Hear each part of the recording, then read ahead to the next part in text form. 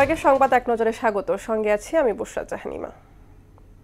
শান্তি, সমৃদ্ধি ও স্থিতিশীলতা প্রতিষ্ঠায় চীনকে আরও জোরালো ভূমিকা পালনের আহ্বান জানিয়েছেন অন্তর্বর্তী সরকারের প্রধান উপদেষ্টা ডক্টর মোহাম্মদ ইউনূস। সকালে বেইজিংয়ে প্রেসিডেন্ট শি জিনপিং এর সঙ্গে বৈঠকে রোহিঙ্গা প্রত্যাবাসনে চীনের জোরালো ভূমিকাও চান প্রধান উপদেষ্টা। এদিন ঢাকা বেইজিংয়ের মধ্যে একটি চুক্তি ও ৮টি সমঝোতা সই হয়েছে। ঈদ ছুটি পরিবারের সঙ্গে কাটাতে ঢাকা ছাড়তে শুরু করেছেন রাজধানীবাসী। ঈদযাত্রাকে কেন্দ্র করে কমলাপুর রেল স্টেশনে চাপ বাড়লেও বাস টার্মিনালগুলোতে যাত্রীর উপস্থিতি তুলনামূলক কম। দুপুর পর্যন্ত শিডিউল মেনে ছেড়েছে সবকটি ট্রেন।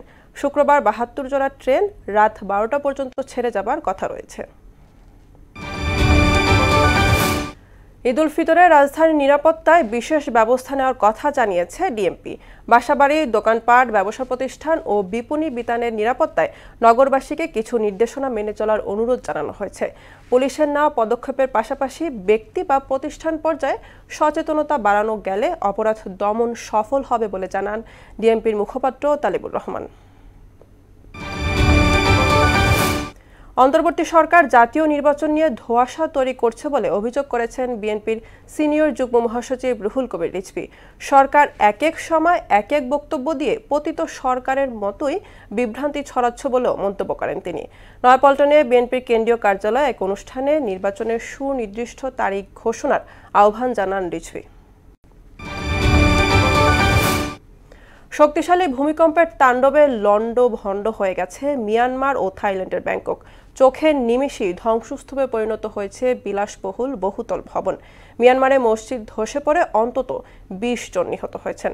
পাশাপাশি ব্যাংককে ভবন ধসে নিখোঁজ হয়েছে কমপক্ষে ৪৩ জন। শক্তিশালী ভূমিকম্পের মিয়ানমার ও থাইল্যান্ডে জারি করা হয়েছে জরুরি অবস্থা। অবরুদ্ধ গাজা উপত্যকায় ইসরায়েলি প্রাণঘাতী হামলায় গত ২৪ ঘণ্টায় আরও ৪০ ফিলিস্তিনি নিহত হয়েছেন। এতে করে উপত্যকাটিতে প্রাণহানি ছাড়িয়েছে ৫০,২০০। এছাড়া যুদ্ধবিরতি লঙ্ঘন করে দক্ষিণ লেবাননেও হামলা চালিয়েছে নেতানিয়াহু সেনারা। এ হামলায় আরও ৬ লেবানিজ নিহত হয়েছেন। এ ছিল সংবাদ এক নজরে। সবশেষ খবর সবার আগে জানতে মোহনার সাথেই থাকুন। এতক্ষণ সঙ্গে থাকার জন্য ধন্যবাদ সবাইকে।